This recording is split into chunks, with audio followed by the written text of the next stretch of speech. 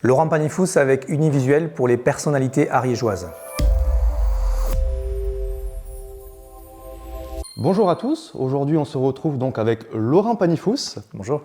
Bonjour, merci de nous faire l'honneur de votre présence aujourd'hui. Alors, on dit Panifous ou Panifou? Panifous. Oui, non, que ce soit Comme bien clair. beaucoup de lieux en Ariège, de villages ou de noms, on aime bien prononcer la dernière lettre. Vous êtes député de la 2e circonscription de l'Ariège. C'est ça. Vous êtes né à Foix, Oui. un Ariégeois pure souche donc. Ah oui, pur et dur. Là, oui. On va voir avec vous votre parcours politique, mais avant cela votre parcours professionnel. Vous avez été maire, président de la communauté des communes, mais également directeur d'EHPAD. Oui. Si je ne m'abuse, on reviendra un petit peu sur ce petit parcours pour comprendre aujourd'hui qu'est-ce qui vous a amené à devenir député. Vous êtes élu député en 2022. Vous êtes initialement membre du parti donc PS, mais vous refusez le ralliement à la NUPES. Donc la NUPES, on y reviendra aussi dessus pour un peu dégrossir tout cela, pour que tout le monde puisse comprendre de quoi on parle. C'est donc la nouvelle Union populaire écologique et sociale. Vous faites partie donc du groupe LIOT, groupe Liberté Indépendant, Outre-mer et Territoire. On va un peu clarifier tout ça pendant l'interview. Je pense que tout le monde n'est pas au clair avec tout ça. Ouais. Pour commencer, je souhaiterais qu'on puisse expliquer à nos auditeurs qu'est-ce que le rôle d'un député, qu'est-ce qu'un député, tout simplement. Alors, très grande question. Un député, alors de manière la plus simple possible, c'est quelqu'un qui vote la loi, qui a une seconde mission qu'on connaît moins, c'est celle de contrôler le gouvernement. Donc le législateur, celui qui fait la loi, c'est le député, et celui qui contrôle l'exécution de la loi, c'est aussi le député. Et entre les deux, il y a le gouvernement, les ministres, qui eux sont chargés d'exécuter les lois qui ont été votées par le député, ce qu'on appelle l'Assemblée nationale. Donc le Parlement, qui est à Paris, est composé de 2 chambres. Oui. On est d'accord. Oui. Pour faire clair, il y a le Sénat qui comprend donc 348 sénateurs. Parfait. Et on a également donc l'Assemblée nationale qui comprend 577 donc députés. Les députés sont élus lors des élections législatives pour 5 ans. Oui. C'est bien cela. Donc vous avez été élu donc en 2022. C'est ça. On l'a dit tout à l'heure. On reviendra un peu après sur votre campagne, comment on devient député. On reviendra un petit peu sur tout ça. Comme vous l'avez dit, vous élaborez donc les lois. Vous avez 2 rôles principaux, élaboration des lois, donc créer et examiner les lois. Vous pouvez modifier, voter, revoter les lois. C'est bien ça? Oui. Il y a un processus un peu complexe et long. Une loi, c'est pas un seul vote. Il y a 2 chambres, vous l'avez dit, l'Assemblée et le Sénat. On fait un premier travail au niveau de l'Assemblée. On a un exercice qui s'appelle la navette. Le texte part ensuite au Sénat et puis revient à l'Assemblée pour un vote final. Donc il y a une navette du texte pour un vote final à l'Assemblée. Donc les 2 chambres se positionnent sur le texte et l'Assemblée nationale a le dernier mot. Ça permet un contrôle, j'imagine? Les sénateurs ont une vision différente. Les sénateurs sont eux les représentants des territoires, pas des habitants. L'Assemblée, c'est la représentation nationale, c'est les représentants de la population. Une légitimité différente et le dernier mot à l'Assemblée pour un vote final. Et l'autre, vous l'avez dit, donc le contrôle du gouvernement. Donc on appelle ça le vote de confiance. Oui, alors c'est par le vote de confiance quand la confiance est demandée, mais ce n'est pas toujours le cas, ce n'est pas obligatoire. Mais il y a aussi des missions de contrôle sur des thèmes précis qui peuvent être demandées et imposées par l'Assemblée nationale, des missions d'évaluation. En fait, on évalue la loi, on évalue l'exécution de la loi, et là, c'est le gouvernement qui doit venir vers nous pour répondre à nos questions et pour que la loi soit évaluée dans son exécution. Mais il y a aussi des questions au gouvernement, ce que les gens peuvent voir à la télé, où là, chaque député interroge un ministre. Alors, on peut le faire par écrit, on peut le faire à l'oral, là, c'est plus visible puisque c'est un petit exercice qui est filmé, mais ce n'est pas neutre parce que le ministre est obligé de nous répondre, que ce soit par écrit ou à l'oral. Et c'est une réponse officielle. Donc, et ça fait partie de ce rôle de contrôle du député envers le gouvernement. D'accord. Pareil, dans le contrôle de l'action du gouvernement, vous pouvez renverser le gouvernement avec notamment la motion de censure. La fameuse, oui. La fameuse. Ça. On a pu le voir ces derniers temps, on y reviendra un peu dessus. Oui. Simplement expliquer ce que c'est, essayer de rester encore une fois un peu en surface pour expliquer à nos concitoyens, ceux qui connaissent pas trop le monde politique, qu'est-ce qui s'y passe, avec des mots simples. Et donc, vous l'avez dit, à tout moment, donc, les députés peuvent interroger les ministres, les mardis et mercredis. Mardi, mercredi, ce sont les questions orales, c'est celles qu'on peut regarder à la télé, sur la chaîne parlementaire ou sur les réseaux, mais on peut les interroger à tout moment, de manière écrite ou de manière moins formelle. Mais c'est ce dialogue qu'il y a entre le député et le ministre, il est essentiel dans le job du député parce que c'est le moyen qu'a le député pour comprendre la situation, pour essayer de faire bouger les lignes. Quand lui-même est interpellé pour des difficultés, en fait, le rôle principal du député, c'est le lien qu'il peut faire entre son territoire, sa circonscription, mais aussi le territoire national, pour n'importe quelle problématique, parce que c'est le député qui a accès au ministre. Et c'est aussi cette relation, elle est d'autant plus forte qu'on a évoqué rapidement la censure, on en reparlera peut-être après, mais le gouvernement est responsable devant l'Assemblée nationale. Et si l'Assemblée nationale n'est pas satisfaite du gouvernement, elle peut renverser le gouvernement en le censurant. Donc il y a un lien très fort entre les deux, il y a une communication très, très forte, et dans ce rôle de contrôle, le député a un accès au ministre qui doit répondre aux questions des députés, que ce soit des questions orales le mardi, le mercredi, des questions orales qui sont en dehors de ce cadre-là, ou des questions écrites. On en a parlé, on a parlé de députés, on a parlé des sénateurs, des ministres, on n'a pas parlé du préfet, mais quelle est la différence entre un député, un sénateur, un ministre, un préfet? Si on prend le dernier, le préfet, c'est le représentant de l'État dans un territoire. C'est-à-dire que le préfet, il répond aux ordres des ministres, c'est le représentant de l'État en tant qu'institution auprès de l'État. Il n'est pas élu, il est nommé en Conseil des ministres, donc c'est quelqu'un qui répond aux directives du gouvernement directement. Alors qu'un député, c'est quelqu'un qui est élu au suffrage universel. Donc on a un rôle très différent. Moi, mon rôle, c'est de légiférer, c'est de faire la loi, si vous voulez, et quelque part, le préfet, lui, son rôle, c'est de l'exécuter sous les ordres des ministres, qui sont les chefs exécuteurs, si je puis dire. Voilà. D'accord. Pour rester sur ces deux exemples, on peut en retrouver combien par département? Il y a un préfet par département, et dans chaque département, c'est subdivisé en arrondissements, on a des sous-préfets. Mais chaque département a son préfet et quelques sous-préfets, ça dépend ça dépend de la taille du département. Et donc le préfet est à la tête de toutes les administrations du département. D'accord. Et au même titre, les députés, est-ce qu'on peut en trouver plusieurs dans un département? Oui, alors ça dépend là aussi de la taille du département. En gros, je n'ai pas le chiffre exact, mais on a un député pour à peu près 100 000 habitants. Ça dépend de la qualité du territoire. Mais par exemple, en Ariège, on a 150 000 habitants, un petit peu plus, 153 000. On a 2 députés. Il y a un département, je crois que c'est la Moselle, j'espère que je ne dis pas de bêtises, qui n'a qu'un seul député.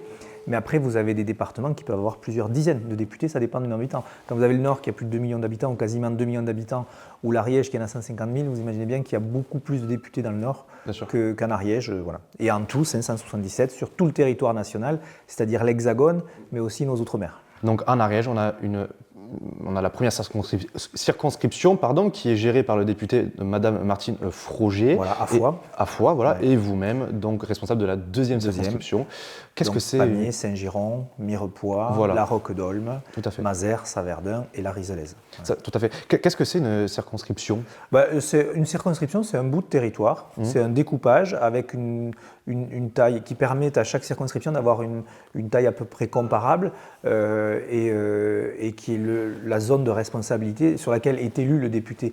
Après, il y a une précision à donner, c'est-à-dire que le député est élu sur une circonscription, donc il est issu d'un territoire. C'est important parce que il y a 2 grandes écoles là-dessus, savoir si on est député d'un territoire ou si on est député de la nation.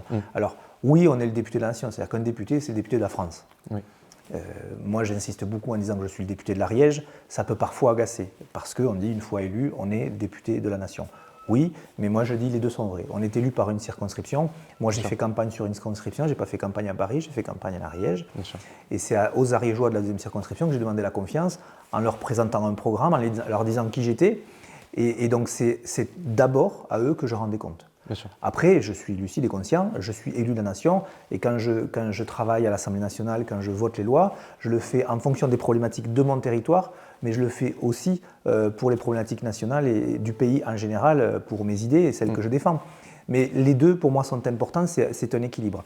Et je suis assez en désaccord avec celles et ceux qui pensent, il y en a beaucoup, qui lisent à la lettre le texte en disant qu'un élu est un élu de nation, une fois élu, il est à Paris, il n'a rien à faire sur sa circo. Voilà. Après, si on élit donc des députés par département, par circonscription dans les départements, c'est qu'ils doivent bien représenter quand même la circonscription de leur département. Moi, je crois, oui. Enfin, ça paraît, sinon on les... Voilà. Vous avez des députés qui ont une vision très politique de l'Assemblée.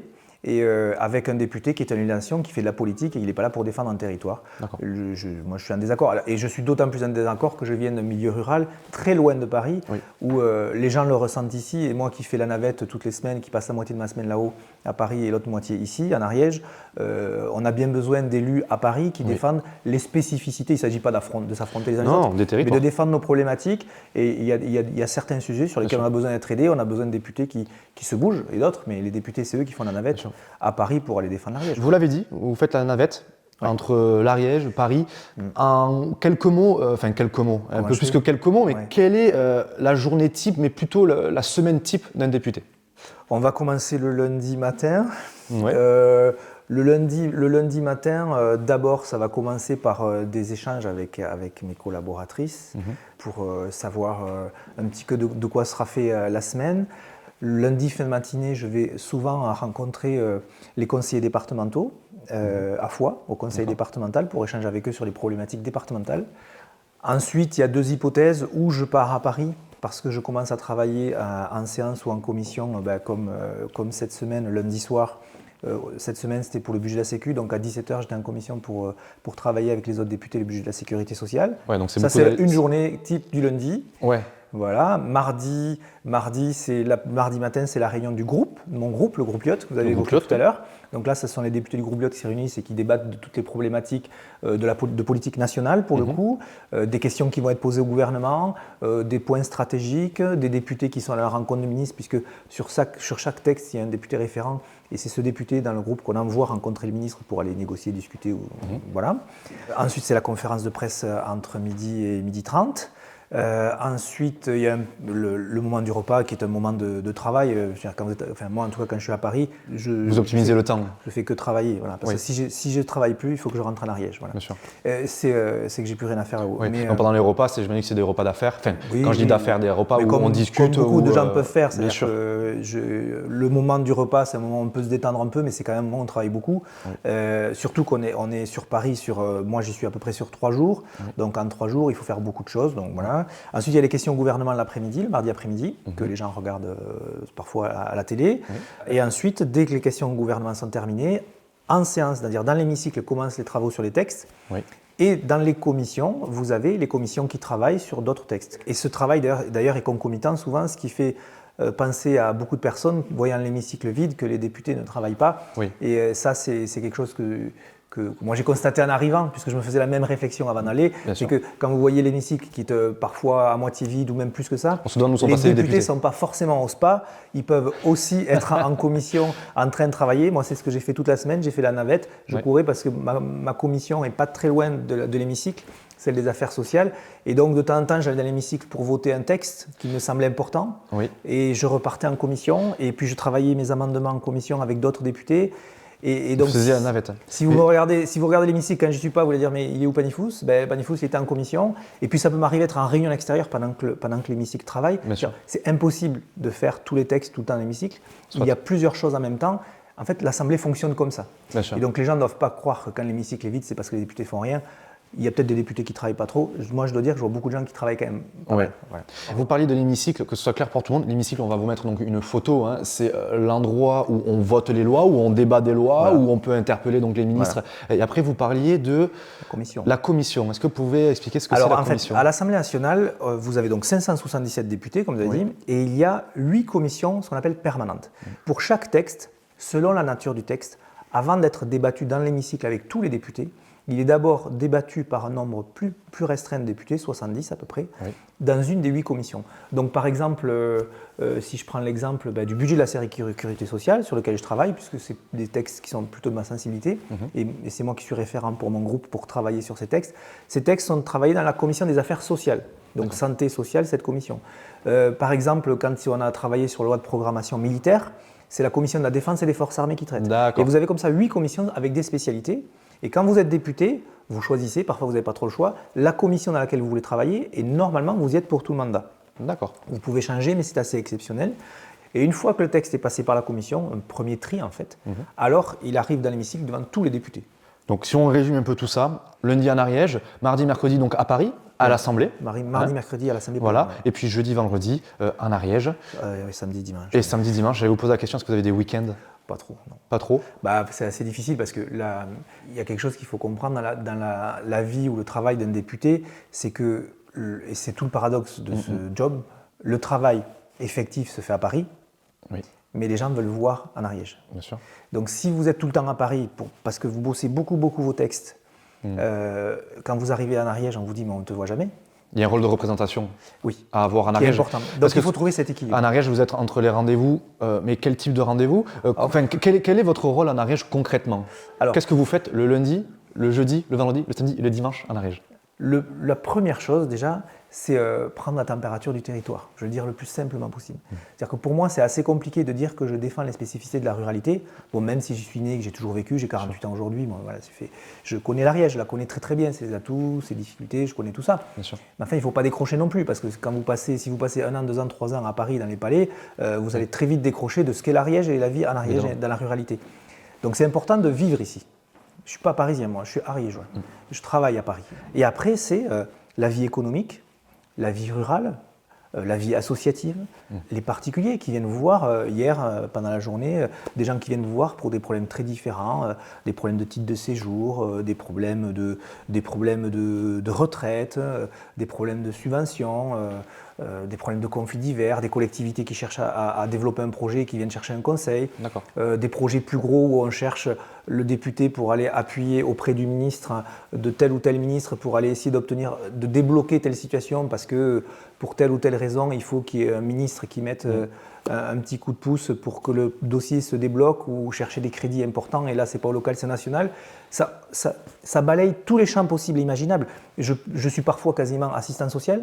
Oh. Les gens viennent me voir parce qu'ils sont perdus, ils ont épuisé tous les recours, ils ne savent plus quoi faire et ils viennent voir leur député, ils se disent lui il va peut-être pouvoir m'aider.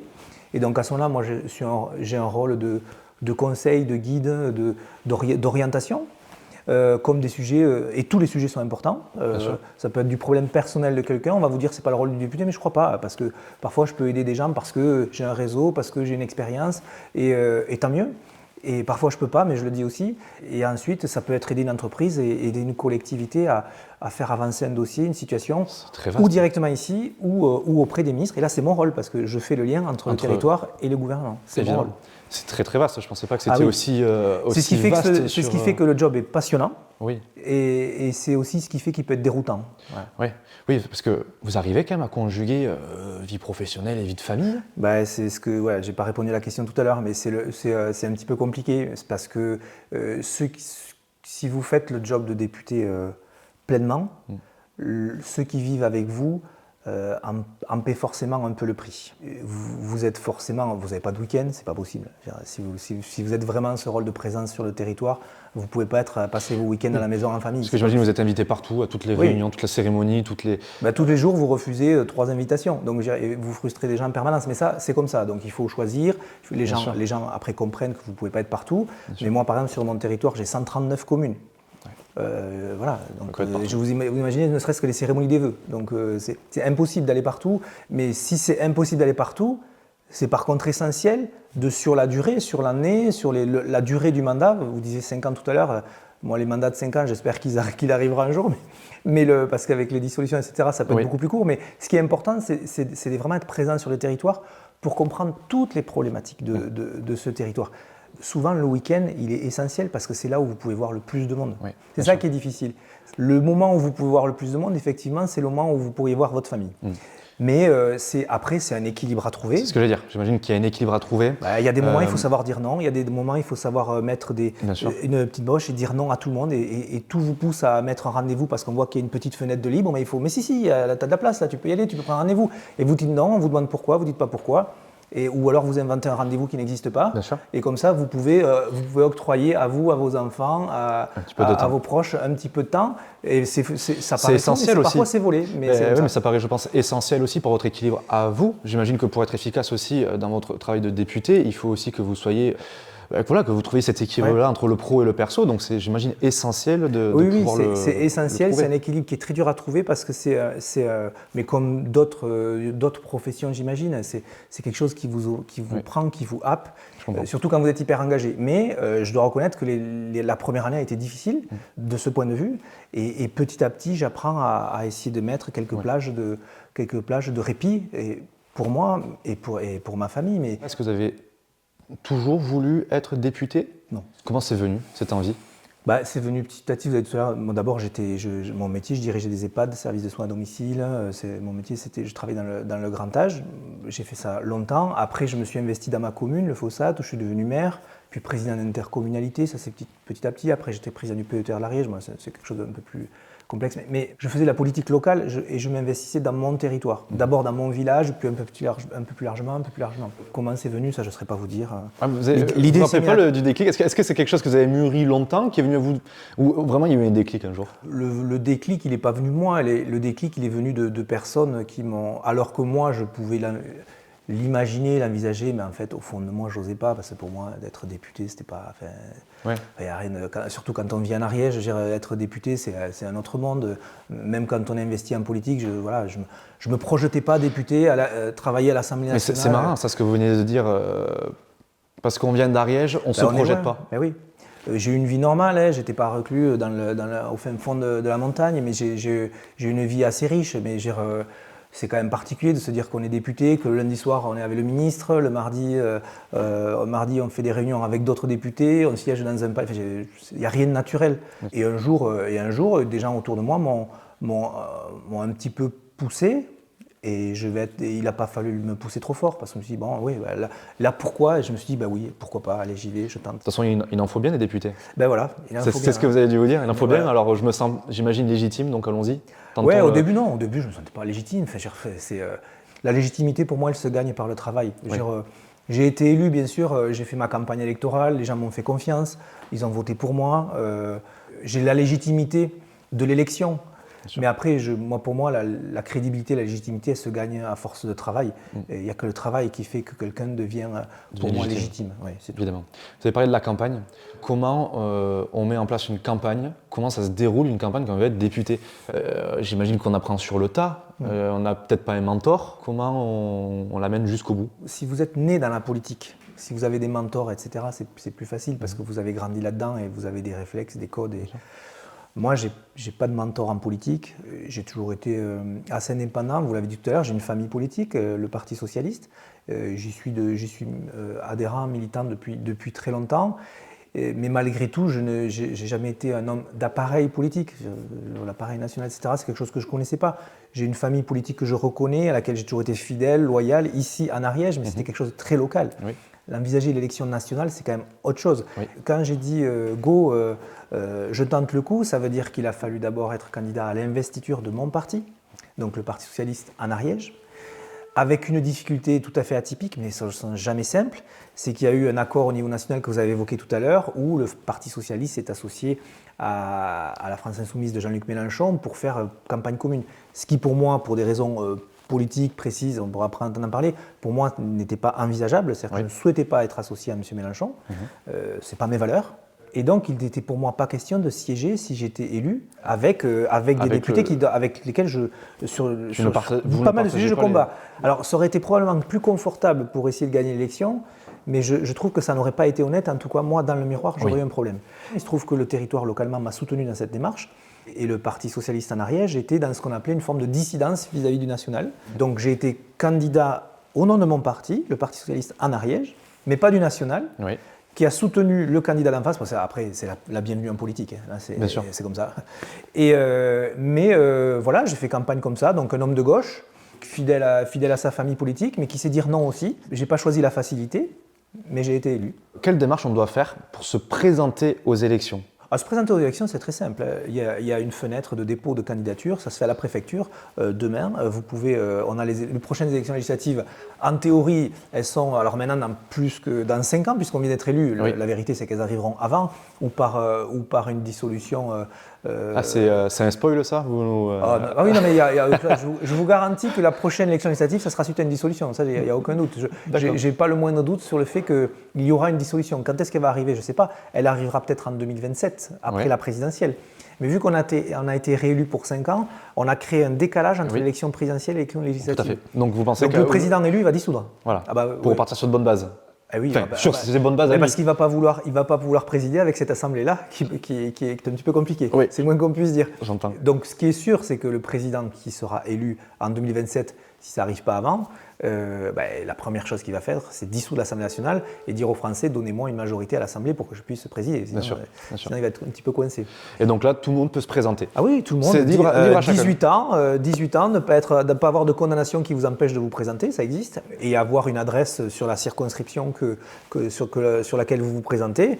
Vous allez à la préfecture et vous déposez candidature. Et qu'est-ce que vous avez mis en place concrètement pour gagner cette campagne ? Gagner cette campagne, de choses peut-être assez simples, matérielles je parle. Est-ce que ça passe par quoi ? Par des campagnes d'affiches, par des campagnes télévisées, ça passe, qu'est-ce que vous avez mis en place ? Il y a eu un peu de tout ça. Ça a été des tracts, des prospectus. Il faut être très visible, donc il faut bouger, une campagne. Et ensuite, il y a des affiches. Et enfin, pour la première campagne, j'avais fait un plateau télé. Et j'avais fait 2 ou 3 radios, voilà, avec les autres. Et la campagne, c'est à vos frais personnels ?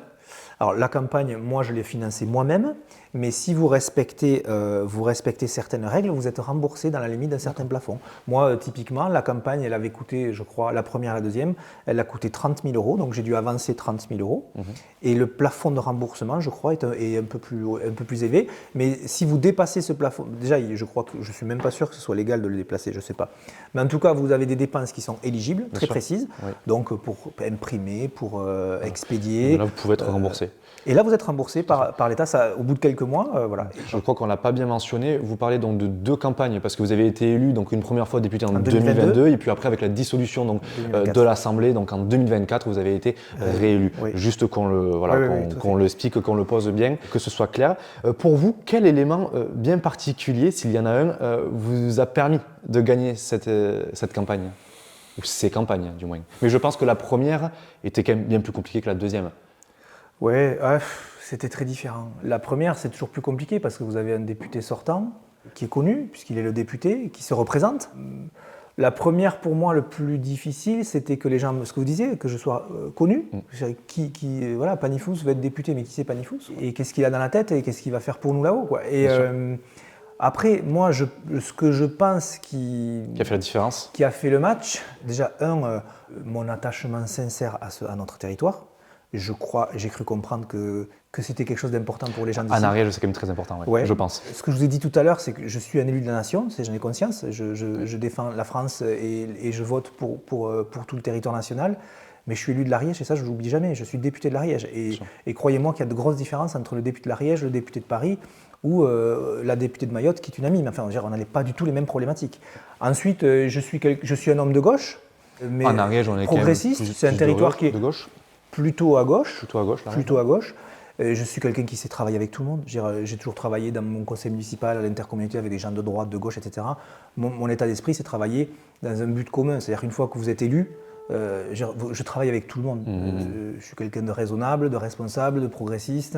C'est pas parce que j'ai face à moi quelqu'un qui n'est pas de mon camp politique que je me ferme et que je ne veux plus travailler avec lui. Je crois que les gens le savent. C'est de travailler pour le bien commun. Exactement. Moi, je travaille pour l'intérêt général.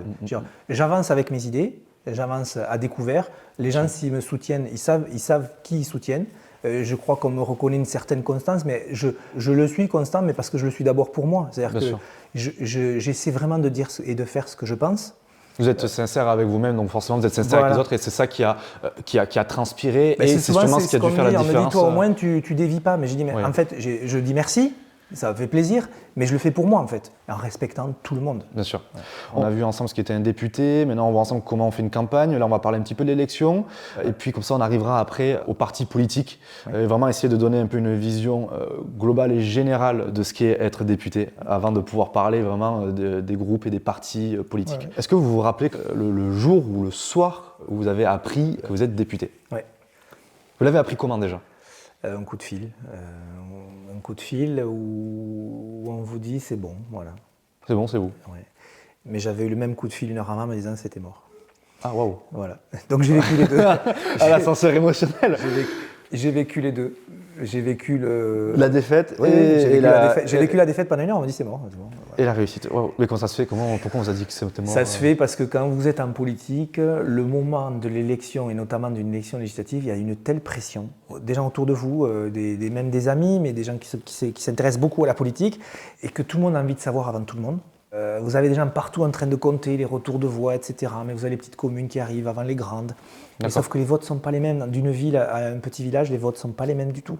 Donc concrètement, il y a des gens qui vous appellent et qui vous disent de manière définitive quelque chose qui en fait n'est pas vrai, parce qu'en fait ils ne peuvent pas savoir. Ils ne peuvent pas savoir et donc ça moi avance trop vite. j'ai une position et que j'avais eu avant et que maintenant je m'impose à nouveau et que j'impose aux autres. Moi je ne veux savoir que quand c'est définitif. Donc je suis dans mon coin, je m'isole. J'ai fait pareil la dernière fois mais j'ai décroché par erreur le téléphone. Je m'isole et quand c'est terminé, quand on a le résultat, je m'en fous de ne pas être le premier à savoir si je suis élu ou pas réélu. Ce que je veux, c'est avoir une réponse claire. Tu as gagné, tu as perdu, il y a toutes les émotions qui vont avec pour vous, pour ceux qui vous entourent. Évidemment. Et puis ça permet d'être au clair après, une fois que c'est annoncé, parce qu'une fois que vous êtes élu, après c'est encore autre chose qui arrive. Donc oui, je me rappelle très bien le moment où on m'a dit ça y est. Donc oui, ça fait forcément. Ça fait, j'imagine, plaisir. Et comment comment dire. C'est un soulagement déjà, peut-être? C'est un mélange de tout, soulagement, c'était vertigineux. Ouais. Comment vous faites ça? Comment j'ai fêté ça? Non, vous le fêtez avec les amis. Ici dans mon village, à la fin de la soirée, il y a plein de gens qui comptent beaucoup pour moi, qui sont venus d'Ariège, des gens du Parti Socialiste ariégeois qui a été un soutien très fort et courageux parce qu'en dissidence du Parti Socialiste National. Et ils le sont toujours aujourd'hui. Mes amis, des sympathisants, des gens qui ont fait campagne avec moi, ma famille bien sûr. Et donc j'ai ce souvenir-là de le fêter, mais après vous êtes épuisé. Bien sûr. Je sais pas. Il y a tout qui retombe en fait. C'est une pression énorme qui retombe, mais surtout quand c'est la première. C'est-à-dire vous passez d'un monde à un autre. Un moment, une minute, on vous dit vous êtes député. Sauf qu'en fait, député, c'est un concept tant qu'on n'a pas été. Bien sûr. Et là, j'imagine que là, vous avez le téléphone qui sonne et puis vous avez des gens un peu importants pour vous quand vous n'êtes pas député. Vous avez le président de la République, l'ancien président de la République qui vous appelle. Moi, ça n'avait rien de naturel avant. Wow. Aujourd'hui, c'est naturel, plus naturel, mais c'est pas naturel. Et comme ça, vous avez plein de choses comme ça qui boum, boum, boum, qui vous font dire ça y est, t'as basculé dans un autre monde. Un autre monde. Et alors, donc, vous dites, vous avez l'ancien président de la République. On peut savoir lequel? François Hollande qui vous a appelé. Ouais, et pour vous dire quoi? Pour me féliciter, voilà, simplement me féliciter. Mais c'est des petites choses comme ça, mais sauf que vous êtes dans l'émotion, il y a tout qui retombe. Mais sauf que François Hollande, j'avais jamais reçu un coup de fil d'un Premier ministre ou d'un président de la République avant d'être élu député. Et si, d'un ancien Premier ministre, oui, puisqu'il est venu faire campagne pour moi, Bernard Cazeneuve. C'est une anecdote, mais après, la vérité, c'est qu'une fois où vous êtes élu, la campagne, c'est quelque chose de tellement violent en termes d'intensité. Vous donnez tout. Donc je ne sais pas si les gens mesurent ce que c'est une campagne, si vous la faites à fond, c'est vous donnez absolument tout ce que vous avez. Le jour où ça s'arrête, vous vous effondrez symboliquement. Et donc si, à la limite que ça gagne ou que ça perde, je ne sais pas ce que ça va être l'émotion le jour où ça va perdre, ça perdra un jour. Mais c'est clair qu'il y a quelque chose qui tombe. Il y a quelque chose qui tombe, ouais. Pour revenir simplement sur le financement de la campagne, vous avez engagé environ 30 000 €. Si vous perdiez donc la campagne… Ils sont remboursés aussi. Ils sont aussi remboursés. Oui, il y a pas en fait, les candidats, ils ont une enveloppe maximum autorisée de dépenses. Oui. Et si les dépenses qui sont exécutées sont des dépenses qui rentrent dans les cases éligibles, ils sont remboursés. Il y a un délai. Et après, souvent, ce sont les partis politiques qui financent les campagnes aux candidats, puisqu'ils sont candidats dans un parti. Moi, je me suis financé mes 2 campagnes tout seul. D'accord. C'est mon indépendance. Très bien. Donc vous l'avez dit, on bascule dans un autre monde. Ça y est, vous êtes député. La première fois à l'Assemblée nationale, racontez-moi. Alors là aussi, la première fois, c'est le jour où vous ouvrez les grandes portes, vous rentrez dans le Palais Bourbon. Est-ce que ça fait un peu comme une rentrée scolaire? Tous les nouveaux députés sont ensemble? Oui, ça fait comme quand vous arrivez à l'école. Je ne sais pas ce que ça fait, mais vous avez envie de faire demi-tour et partir en courant. Vous dites qu'est-ce que je fais là? C'est pas possible. Des caméras, d'un seul coup vous ouvrez les portes, vous voyez des gens partout, vous voyez la télé, mais c'était pas mon monde. Je suis pas né en politique. J'ai grandi en Ariège. J'ai fait de la politique locale en Ariège, mais ça fait peur? Il n'y a rien de naturel à arriver là-haut, c'est pas naturel. Ouais, peur, c'est pas. Je sais pas si c'est de la peur, mais c'est hyper impressionnant. Enfin, moi, j'étais très impressionné, mais je l'ai jamais montré parce qu'il faut pas le montrer. Mais comme. Est-ce qu'on se prépare à ça malgré tout? Non, parce qu'après, non. Moi, je réfléchissais pas. À partir au moment où je me dis, je fais campagne. Si j'avais su ce que c'était, ne serait-ce que la première année, je sais pas si j'aurais eu le courage d'y aller. Je savais ce que c'était au fond, tout ce qu'il y a autour, tout ce que ça représente, tout l'engagement. Tout le stress qu'il peut y avoir autour de l'exercice de la fonction de député. Non, je ne savais absolument pas tout ça. Et donc le premier jour, c'est la rentrée des classes, mais vous rentrez dans… Donc j'imagine qu'on vous fait visiter? j'imagine. Ouais, pas beaucoup. Moi, je suis rentré, j'étais pas dans un groupe. Donc, les premières semaines, les premiers mois, les premiers mois, ça a été on m'appelait un chat, un peu galère parce que je suis arrivé seul. Ouais. Mais heureusement, j'ai trouvé 4-5 acolytes avec moi qui avaient le même parcours. C'est des gens qui avaient la même sensibilité politique, mais qui avaient aussi dit non. Vous êtes Voilà, rassemblés, soudés entre vous pour pouvoir affronter ça a été la rentrée des classes. Et après, ça a été notre force. Parce Ouais. qu'en fait, on a eu en fait, des débuts difficiles parce qu'on a dû tout découvrir tout seul. Comment fonctionnait cette maison, c'est quand même particulier. Parce qu'en fait, rien n'est fait pour que vous compreniez comment... C'est les groupes qui expliquent aux députés comment travailler. Voilà. Mais quand vous n'êtes pas dans un groupe, ne pas être dans un groupe quand vous êtes député depuis quelque temps, ça va. Débuter à l'Assemblée nationale Sans tout seul... groupe. On dit que le monde politique, c'est un monde de requins, c'est-à-dire que c'est un peu chacun pour soi. Ouais. Peut-être qu'il y en a qui doivent vous mettre des bâtons dans les roues volontairement parce que chacun a ses intérêts. Et alors, c'est à celui qui va s'en sortir, c'est un peu ça? C'est ça. Si vous cherchez la fosse au requin, elle est là. Ouais. Mais après, il faut se faire le cuire très vite. Oui, personne ne vous aidera, c'est clair. C'est pas, si vous cherchez de l'aide, il ne faut pas aller à l'Assemblée Mais c'est pas nationale. challengeant, ça, justement, aussi? Ou vous mettez un genou à terre, c'est clair, hein, mais si vous mettez un genou à terre, c'est cuit. Ou on se retrousse les manches, on avale sa salive, on met le masque en disant tout va bien et On avance. même pas peur, comme on dit. Et puis on avance, on n'a pas le choix, quoi. Bien sûr. Mais c'est vrai que c'est déroutant d'arriver à l'Assemblée nationale, d'être seul.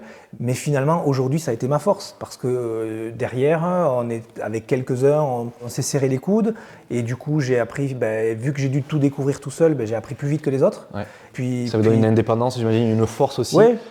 En fait, la dureté de mes débuts est ma force, et c'est ma force aujourd'hui. C'est-à-dire qu'aujourd'hui, ça fait 2 ans et demi, pas 3 ans que je suis député, et je suis assez à l'aise dans cette maison parce que j'ai eu des débuts difficiles. Vous vous rappelez donc la première fois où vous avez pris la parole à l'hémicycle? Alors là, à la caméra, je vais vous mettre quelques petites images donc, de Laurent Panifous qui prend donc la parole.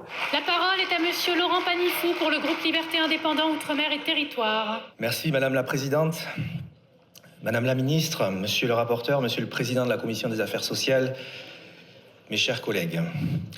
Nous n'en avons pas fini avec le sujet des retraites. Et la multiplication des propositions de loi et amendements sur le sujet illustre bien à quel point parlementaires et citoyens ont du mal à tourner la page sur la réforme de 2023. Je crois que justement, il serait de bonne gestion de dire la réalité des situations de nos hôpitaux, de nos établissements médico-sociaux qui sont en déficit structurel, alors que notre pays est censé garantir la participation à la société, la participation à la citoyenneté de toutes les personnes en situation de handicap. La réalité, les réalités sont souvent tout autres, notamment pour celles ayant besoin d'un fauteuil roulant. Si quelqu'un doit prendre cette décision et si quelqu'un doit avoir l'autorité de mettre un terme à ces débats, et si c'est le cas, c'est au gouvernement de le faire. En tout cas, moi, comme député, je resterai là jusqu'au bout.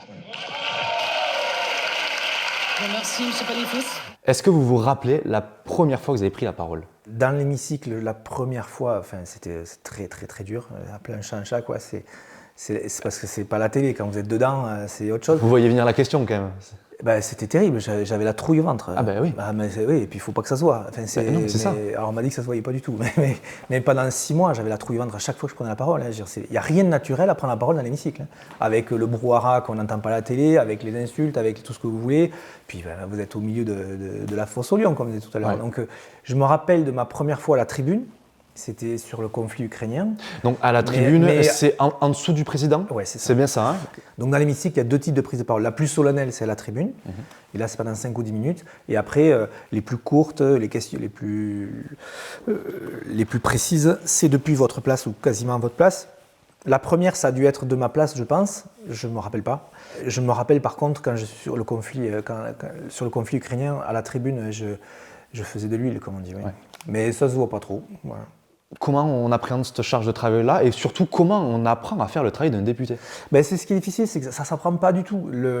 C'est peut-être un peu bête ce que j'ai dit, mais j'ai toujours beaucoup travaillé. Je travaillais, je faisais mon mandat local en même temps, je dirigeais les EHPAD, j'étais maire, président d'Interco.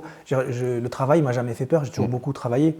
Mais là, c'est autre chose, parce que là, en fait, il y a une notion de stress et d'éloignement qui s'ajoute à ça. Et ça rend la chose plus intense. Je ne pense pas qu'on puisse préparer cette fonction. Ça va être beaucoup plus confortable quand on est parisien. Mais ça reste votre dans votre secteur environnement, d'activité, votre si environnement. l'Assemblée nationale était à Pamiers ou à Saint-Girons, je serais bien. Vous serez mieux, ouais. Ouais, Non, mais bon, enfin, tout le monde peut être député. En fait, c'est juste il n'y a pas d'école pour ça, et ça, il faut que les jeunes l'entendent, il n'y a pas d'école. Ouais. Et moi, je crois que c'est aimer son pays, vouloir qu'il progresse, aimer son territoire, avoir des idées, une famille d'idées, qu'on soit de gauche, de droite, etc., ben, on va les défendre et respecter les autres. Ce n'est pas toujours le cas à l'Assemblée, et c'est un poids, mais enfin, ça, les gens le voient. Être député, pour dire, voilà, je suis député, j'ai le macaron sur la voiture, on me dit, monsieur le député, ouais, ça va 5 minutes, c'est bien, c'est vrai, ça fait plaisir, mais il ne faut pas y aller pour ça, parce que ça va vous coûter aussi beaucoup. Mais si vous avez vraiment des convictions, si vous avez vraiment l'amour de votre pays, de votre territoire, être député, c'est une chance extraordinaire, parce que ça vous coûte beaucoup en temps et en énergie, mais vous avez ce privilège extraordinaire d'essayer de bouger les lignes, quoi. Bien sûr. Et quand il y a les stagiaires de 3e qui viennent me voir, qui sont des petits ariégeois, ou ceux qui font nos ariégeois qui font les grandes écoles à Paris, tous ceux qui viennent, je leur dis et j'essaie de leur montrer tout ce que je vois, tout ce que je fais tout de suite, pour qu'eux se disent dans 2 ans, 10 ans, 20 ans, oui, mais moi aussi je peux. Ouais. Moi aussi je peux. Moi, à 20 ans, j'aurais jamais imaginé pouvoir... Ça ne serait même pas venu à l'idée parce que c'était pas pour moi. Eh bien, moi, ce que je voudrais, c'est que nos petits ariégeois, et ils se disent, mais si, peut-être, pourquoi pas. Pourquoi pas inspirer la population ariégeoise par votre parcours, en leur disant que, en fait, tout est possible, au final. Mais oui, mais tout est possible, il suffit de travailler. La preuve, j'y suis arrivé. Pour revenir sur les partis politiques, les groupes politiques, on l'a dit tout à l'heure, vous êtes donc un dissident donc, du parti socialiste. Donc un dissident, c'est quelqu'un... C'est pas joli, dissident. Hein. Ah, j'ai vu ça sur Wikipédia, alors bon... Ça doit être juste. non, mais c'est pour ça. Donc, non, c'est pas joli, on dit quoi? Non, dissident. Moi, je préfère résistant. Résistant? Non, dissident, parce que j'ai pas voulu adhérer à l'accord NUPES entre Mélenchon et le PS, mais donc j'étais dissident parce que dissident de l'accord national, mais donc résistant. On va parler de résistant. Vous vous opposez à la NUPES. Donc la NUPES, on l'a dit, c'est le rassemblement de plusieurs partis de gauche, notamment du PS et de LFI. Et donc ils ont créé la NUPES. Ouais. Vous vous opposez à cela. Est-ce qu'on peut savoir pourquoi? Pour une raison assez simple. La NUPES hier, aujourd'hui, ça s'appelle le Nouveau Front Populaire, mais c'est la même chose, c'est la NUPES 2. Il y a une chose que je dénonce en politique, que je combats même, c'est la violence. Et la manière que M. Mélenchon a de faire de la politique, c'est exactement tout ce que je combats en politique. C'est-à-dire installer le chaos, installer la violence, installer l'opposition, alimenter le communautarisme, c'est tout ce que je combats en politique. L'Ariège et les socialistes d'Ariège étaient sur la même position et donc c'est tout l'appareil socialiste ariégeois qui était en dissident, c'est-à-dire qu'ils ne souhaitaient pas que cet accord soit fait. Vous avez du soutien en Ariège? Oui, j'ai un soutien très fort. Très fort, et du Parti socialiste ariégeois. Et c'est qui n'adhérait pas donc à la NUPES, donc au Nouveau Front Populaire. Ou au Nouveau Front Populaire de la même manière il y a quelques mois. Donc oui, ça exige d'être dissident. Moi j'appelle plutôt ça être résistant parce qu'en fait on fait ces accords. Pourquoi on fait ces accords? Pour essayer de sauver des sièges. C'est de la politique, on peut comprendre. Mais moi je trouve qu'à un moment, il faut avoir le courage de dire non, quitte à perdre des sièges. Voilà, parce que le but, ça marche comme ça dans l'hémicycle, il y a un nombre de sièges. C'est pour ça qu'il y a des groupes en fait qui se rassemblent pour avoir une majorité quand on vote des lois, c'est-à-dire avoir le plus de voix possible. Donc forcément, si ces groupes se rassemblent et se soudent, ils auront plus d'impact pour voter une loi. Ouais. Ça, c'est un peu la base. Donc c'est pour ça que on a donc le PS et LFI qui se sont rassemblés pour avoir une meilleure majorité pour pouvoir après plus d'impact. Pour peser plus sur les débats. Ouais. Voilà. Donc vous êtes arrivé, donc on l'a dit tout à l'heure, vous êtes arrivé à l'Assemblée nationale sans groupe. Sans groupe, ouais. Comment on trouve un groupe qui nous appartient? Au début, pour dire les choses très simplement, je suis arrivé, donc on appelle ça non inscrit, c'est-à-dire sans groupe. J'étais inscrit dans aucun groupe. Et donc on est quelques-uns, il y a toujours quelques députés qui sont non inscrits. Et donc avec quelques collègues, on a essayé de faire notre propre groupe.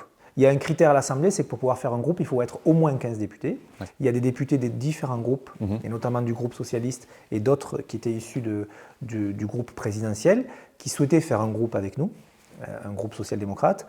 Et à peu près au mois d'août, on a su que ça ne serait pas possible. Alors on a décidé de rentrer au groupe Lyot, qui existait déjà, qui est un groupe d'indépendants. Vous êtes combien de résistants à vouloir rentrer dans ce groupe à ce moment-là? 5. Vous êtes 5. Oui. Comment on fait quand on est 23 députés aujourd'hui parmi un groupe, donc parmi le groupe Lyot, pour pouvoir peser face à d'autres groupes qui sont quand même beaucoup plus nombreux, donc qui ont beaucoup plus de voix? Oui, vous avez le groupe RN qui a plus de 100 députés, donc si vous comparez, vous vous dites ce groupe ne va pas peser. Sauf que quand on comprend comment fonctionne l'Assemblée nationale avec un principe de majorité, avec une assemblée qui n'est pas majoritaire, personne dans la majorité de l'Assemblée. Et donc, moi, depuis que je suis arrivé, une vingtaine de députés, un peu plus, ça fait basculer des majorités. Donc vous êtes très influent.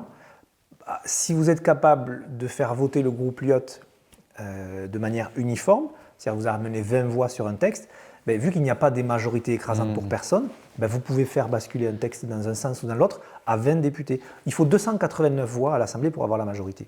On vient souvent nous chercher parce qu'ils ont besoin de ces 20-25 députés pour faire basculer des majorités et des textes. Qu'est-ce que c'est le groupe Lyot? Alors le groupe Lyot, c'est un groupe d'indépendants. C'est-à-dire que au sein du groupe Lyot, vous avez des gens d'origine très différentes. Il y a 3 pôles. Un pôle de gauche, des gens issus de la gauche, des socialistes comme moi. Vous avez un groupe de centre-droit et vous avez un autre pôle de gens qui sont des Outre-mer. Chez les Outre-mer, ce sont souvent des partis régionaux qui ne sont pas les partis comme on connaît nous au niveau hexagonal, les grands partis, PS, LR, etc. Ils sont plus difficiles à classer d'un point de vue de l'échiquier droite-gauche. Et nous sommes donc, ce que je dis tout à l'heure, c'est ce qui est le plus important, on est des indépendants. C'est-à-dire qu'on a un principe qu'il n'y a pas sur les autres groupes, c'est la liberté de vote permanente. C'est-à-dire qu'un député du groupe Lyot, à chaque texte, à chaque amendement, il vote ce qu'il veut. Oui, mais j'imagine qu'il faut quand même bien s'entendre pour essayer de réunir un peu vos forces en interne de ce groupe-là pour peser. En fait, on a un exercice qui est simple. On est différents, mais il y a pas mal de sujets, mais comme ce serait le cas dans un conseil municipal ou ailleurs, ou que vous soyez de sensibilité de droite ou de gauche, on débat. Celui qui veut défendre un texte, il le fait devant tous les autres, qu'ils soient de gauche ou de droite. On arrive à se mettre d'accord, on vote tous ensemble, la même chose. On n'arrive pas à se mettre d'accord, on vote différemment. D'accord. Et voilà. Dans les autres groupes, si vous votez différemment, ça crée une crise. Parce qu'il faut que tout le monde vote la même chose. On arrive parfois à être sur certains sujets, sur pas mal de sujets en fait, on est assez d'accord. Et après, il y a certains sujets sur lesquels nos sensibilités de droite ou de gauche ou d'outre-mer prennent le dessus. Et à ce moment-là, on n'est pas d'accord. Ouais. Mais ça ne crée jamais de grandes difficultés. Et on se rend compte de quelque chose d'assez drôle, c'est que la cohérence de vote au sein du groupe, c'est des éléments de comparaison. En fait, on est un groupe qui a un vote assez uniforme, ce qui est assez paradoxal, alors qu'on a la liberté de vote. Quels sont les sujets importants que vous défendez et que vous portez? Alors, le groupe, il a beaucoup travaillé sur la question des retraites. Et ça a fait pas mal de bruit il y a 2 ans quand la première ministre Borne a été passée en force sur la question des retraites. Et il y a eu une motion de censure qui a été déposée par le groupe Lyot, qui n'est pas un groupe de va-t-en-guerre du tout, mais il y a eu une vraie crispation. Est-ce qu'il y a d'autres sujets sur lesquels le groupe en lui-même, je parle bien du groupe, je ne parle pas de vous, je parle du groupe porté? Son identité principale, le groupe, c'est l'autonomie des territoires. En fait, il y a une chose qu'on défend vraiment par-dessus les autres au sein du groupe Lyot, c'est la défense des territoires. Ça veut dire quoi? Ça veut dire qu'on considère que nos collectivités, nos territoires ne sont pas assez autonomes. Ils n'ont pas assez de moyens, pas assez de compétences. Dit autrement, on trouve que l'État est trop centralisé. Les choses sont trop décidées à Paris. Nous, on milite pour une chose assez simple, c'est de faire descendre le pouvoir dans les territoires et les compétences. Ça veut dire 2 choses. Ça veut dire décentraliser la France et déconcentrer la France. Je résume très vite ce que c'est. Décentraliser, c'est faire en sorte que les ministères lâchent un peu des compétences aux préfectures. D'accord. Donc ça, c'est l'État déconcentré. Et décentraliser, ça veut dire donner des compétences au conseil départemental et à la région, et aux communes et aux communautés de communes, et que toutes les décisions moins de décisions soient prises à Paris. Paris, ce n'est pas la bonne échelle pour prendre certaines décisions qui nous concernent à nous ici en Ariège. Bien sûr. Redonner le pouvoir au territoire et les moyens. Ce n'est pas la tendance actuelle. Est-ce que vous pensez que c'est quelque chose qui est envisageable dans l'avenir? Oui, moi j'y crois. Je pense que la crispation qu'on connaît aujourd'hui, aujourd'hui on est en train de traverser une énorme crise budgétaire et une énorme crise politique. Et je pense qu'un des moyens de sortir au moins de la crise politique et peut-être même budgétaire, c'est de faire cette nouvelle vague de déconcentration et de décentralisation. La plupart des sujets qui sont traités au niveau local, on ne rencontre pas les difficultés qu'on a quand il faut les traiter au niveau national. Ça permettrait de pouvoir gérer le budget, gérer leur politique de façon adaptée à la situation locale. Et avec une règle dans les territoires, c'est que quand vous avez une collectivité, vous n'avez pas le droit de faire de déficit. Et je crois qu'il y a bien des sujets qu'on n'arrive pas à traiter au niveau national parisien et qu'on ferait bien de renvoyer au territoire. Et le groupe Lyot son leitmotiv, c'est de redonner des compétences au territoire. Vous, vos sujets qui vous tiennent à cœur et que vous menez, c'est notamment la médecine et le médical. Oui, le médical, le sanitaire, le médico-social. Est-ce que c'est lié peut-être à votre parcours en tant que directeur d'EHPAD, notamment? Oui. Oh, probablement. J'étais dans une famille où j'avais un père médecin. Je suis entouré de beaucoup de soignants, d'infirmiers, d'infirmières. Je travaille dans les EHPAD. Oui, c'est mon milieu. Écoutez, c'est comme ça. J'ai évolué, j'ai grandi là-dedans. J'ai travaillé dans le milieu médico-social. Donc les questions qui touchent les personnes âgées, les personnes en situation de handicap, la santé, nos hôpitaux, oui, vous avez raison, c'est mon premier combat, clairement.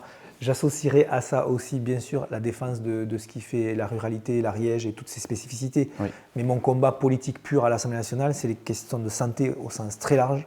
Et c'est là aussi quelque chose de positif pour moi d'être au sein de ce groupe aujourd'hui, parce que c'est un groupe qui me donne les moyens de travailler. Et sur la question de la fin de vie, c'est pour moi assez essentiel, c'est un sujet qui me tient à cœur. Mais sur la question, par exemple, du cancer aussi, cette semaine, c'était la question du cancer du sein. Mais il y a plein de sujets, il y a la question du handicap aussi, la question des crèches, les EHPAD. Les EHPAD, c'est plus facile pour moi de faire bouger les lignes sur des questions de santé que sur des questions d'ingénierie spatiale, quoi. Voilà, oui. voilà. Maintenant, pour revenir un peu plus au local, à l'Ariège, y a-t-il donc un lien direct entre votre engagement de député et l'Ariège et quel impact sur l'Ariège? C'est une question difficile. J'aimerais avoir 1000 réponses pour prouver que c'est absolument essentiel que ce que je fais à Paris sert tous les jours, matin et soir, le département. Dans ce que je fais au quotidien, je peux agir pour le niveau national, mais je peux aussi agir pour le niveau local. La question de la sécurité, notamment sur la Basse-Ariège et sur Mazères, avec la nécessité d'avoir plus de militaires et le fait d'avoir obtenu la construction d'une caserne de gendarmerie avec 10 gendarmes qui vont arriver prochainement à Mazères. C'était nécessaire, c'est positif. Ben là, comme député auprès du ministre de l'Intérieur, j'ai défendu ce projet. Et la question de la santé qui me tient à cœur, avec notamment le CHAC, où je suis beaucoup intervenu auprès des différents ministres. Alors c'est moins visible, mais pour alerter sur la situation de l'hôpital, sur le fait qu'il ait besoin d'aide, notamment à l'investissement, pour pouvoir se reconstruire, pour être plus attractif. Un troisième exemple, c'est sur la question économique, et là c'était très important, c'est qu'aujourd'hui quand une entreprise s'installe en Ariège, il y avait certaines zones où quand vous vous installez, vous aviez pendant un certain nombre d'années, vous n'avez pas de charge sociale ou de charge fiscale. Ça peut beaucoup aider quand vous créez une entreprise ou quand vous reprenez une entreprise. Mais c'était vrai que dans certaines parties du territoire, et c'était notamment pas vrai à Pamiers, Mazères, Saverdun. Il n'y avait pas d'aide pour les nouvelles installations. J'ai obtenu gain de cause et c'est quelque chose de très positif, c'est-à-dire qu'à l'échelle de toute l'Ariège, et ma collègue députée de l'autre circonscription m'y a aidé, sur aujourd'hui tout le territoire de l'Ariège, et là c'était le fruit d'une grosse négociation, toute personne qui vient s'installer pour créer une entreprise va pouvoir bénéficier de cette période de défiscalisation et désocialisation, c'est-à-dire on ne paie pas de charge fiscale et on ne paie pas de charge sociale, et en termes d'attractivité du territoire, c'est absolument essentiel. Quand on parle de l'avenir de l'Ariège, qu'est-ce que vous aimeriez voir améliorer ou évoluer pour les prochaines générations ? Je voudrais que l'Ariège elle soit ambitieuse, c'est-à-dire que je n'ai pas envie qu'on mette une cloche sur l'Ariège en disant il ne faut plus rien faire, elle est belle comme ça, on ne doit pas la toucher. Moi je ne crois pas. Moi je crois qu'il faut que l'Ariège elle se développe. On parle souvent du mot développement durable, mais je trouve que c'est quelque chose de beau et d'intelligent. Moi j'aimerais que l'Ariège continue à se développer sur ses atouts. On a des paysages extraordinaires, magnifiques, et on peut développer notamment l'aspect touristique et de manière qualitative. Le développement, ça ne veut pas forcément dire abîmer un territoire. Moi, je crois qu'on a besoin d'entreprises, on a besoin d'avoir d'emplois, on a besoin de progresser sur les questions de santé. J'ai parlé des difficultés qu'on peut avoir dans nos hôpitaux, le CHAC, le Chiva, et sur tous ces sujets, on a besoin de développer globalement l'activité économique pour rendre le territoire plus attractif. Et moi, je souhaite que l'Ariège, elle continue de progresser dans ce sens-là. Vous pensez qu'on va y arriver ? Oui, on va y arriver, bien sûr. Il faut que les jeunes ariégeois ne quittent pas notre beau territoire ou le quittent un temps et puissent y revenir et apporter tout ce qu'ils ont appris là où ils sont allés. J'aimerais qu'on travaille plus l'identité ariégeoise, que les gens... Moi, je suis fier d'être ariégeois, j'aime mon département et je sais qu'il y a plein de gens qui sont comme moi. Les gens comme moi qui aiment leur département et qui en sont fiers et qui ont d'une manière ou d'une autre une forme de réussite, il faut qu'ils pensent à leur envoyer à un moment ou un autre l'ascenseur. Et qu'on travaille et qu'on développe cette identité ariégeoise parce qu'elle existe et qu'on renforce notre beau territoire, tout simplement. Pour finir, une dernière petite question. Beaucoup de Français pensent aujourd'hui que la politique, c'est du vent. Qu'est-ce que vous leur répondez ? Je veux dire que je les comprends. je comprends que le spectacle qu'ils voient les déçoive beaucoup. Mais ce que je veux qu'ils croient, quand je leur dis, c'est que derrière tout ce spectacle, et parfois ces pitreries, je pèse mes mots, parce que c'est un théâtre, il y a des gens qui bossent, et il y a des gens sincères, et ce n'est pas forcément eux qu'on entend. Alors sur les plateaux télé, les fameux plateaux télé qu'on voit tous sur les chaînes continues, ce n'est pas forcément ces gens-là qui travaillent avec sincérité pour faire progresser leur territoire ou la France en général. Mais moi, je veux vraiment qu'ils croient, parce que moi, je les vois tous les jours, qu'il y a des gens sincères et qui aimeraient qu'on sorte de cette ornière, et qui y travaillent tous les jours. Alors, ce n'est pas facile, on ne réussit pas, la preuve, on est en train de traverser une crise politique et budgétaire qui est considérable, mais moi, je veux croire, on parle de l'Ariège, mais au niveau national, c'est la même chose. Je suis intimement convaincu qu'on vit dans un pays incroyable, extraordinaire, avec des gens formidables. Oui, on est en train de traverser une crise très difficile. Oui, on a une classe politique qui est en décalage complet, qui n'est pas à la hauteur, mais j'ai envie de dire aussi, toutes celles et ceux avec qui je suis à l'Assemblée, ils ont tous été élus. Hein. Même ceux qui font les pitres et qui font le spectacle, ils ont été élus. Donc ils ont une forme de légitimité. L'Assemblée nationale, c'est la représentation de notre pays. Ouais. Elle est à l'image du pays. Donc il y a cette difficulté, mais moi je veux que les gens aient confiance et se disent que ce n'est pas forcément parce qu'ils ont regardé la chaîne d'info continue et que ce sont toujours les mêmes qui leur disent toujours les mêmes choses que c'est ça la vérité. Que c'est ça la réalité des choses. Derrière, peut-être plus dans l'ombre, il y a des gens qui bossent et moi je veux croire qu'un jour ou l'autre on va trouver le chemin de la refondation, de la reconstruction et je reste positif. Donc moi je veux leur dire que non, il n'y a pas que du vent. Oui, il y a beaucoup de gens qui brassent beaucoup de vent, qui aiment beaucoup la lumière, mais il n'y a pas que ça. Voilà. Merci Laurent Panifous. Merci à vous. Avant cela, avant de se quitter, je souhaiterais vous offrir un petit cadeau. Oh. On offre ça à tous nos invités. Merci Marie-Carmen. Je vous laisse l'ouvrir. Ah, durable. Voilà, attention que ça ne tombe pas. Alors, votre carte zéro déchet. Ah. Ouh, ça me dit quelque chose. Vous devez sûrement le voir passer sur les réseaux sociaux. C'est la société donc de Elodie Vert, Ma Carte Connectée, qui est basée sur Saverdun. Voilà, qui fait des cartes de visite connectées avec une puce NFC. Est-ce que vous avez votre téléphone sur vous? Alors non, je ne l'ai pas pris. Alors, regardez, regardez, on va faire encore mieux. Hop, imaginons qu'on se croise donc dans la rue. Bonjour Léo. Bonjour Monsieur Panifous. Vous voulez Écoutez, ma carte? je veux bien votre carte. Hop, et là vous me la bipez, vous la posez sur le téléphone. Je la pose comme ça. Voilà, vous voyez. Voilà. Et là, vous avez un lien qui s'ouvre. Vous cliquez dessus et donc il y a toute votre carte, vos réseaux sociaux, votre fiche contact, tout qui s'affiche. Et vous pouvez vous-même la personnaliser avec le petit papier qui est là. Ah, mais super. Et y mettre les liens que vous souhaitez, tout ce que vous souhaitiez y mettre dedans. Donc elle est déjà prête, c'est la mienne? C'est la vôtre. Ah, c'est super. Merci beaucoup. Voilà. Merci à vous. Et puis écoutez, au plaisir de se voir une prochaine fois. Merci à vous d'avoir suivi donc cette vidéo et on se retrouve la semaine prochaine pour découvrir une nouvelle personnalité. Au revoir. Voilà. Merci. Merci Laurent. Merci à toi. Ariégeois, partout chez toi.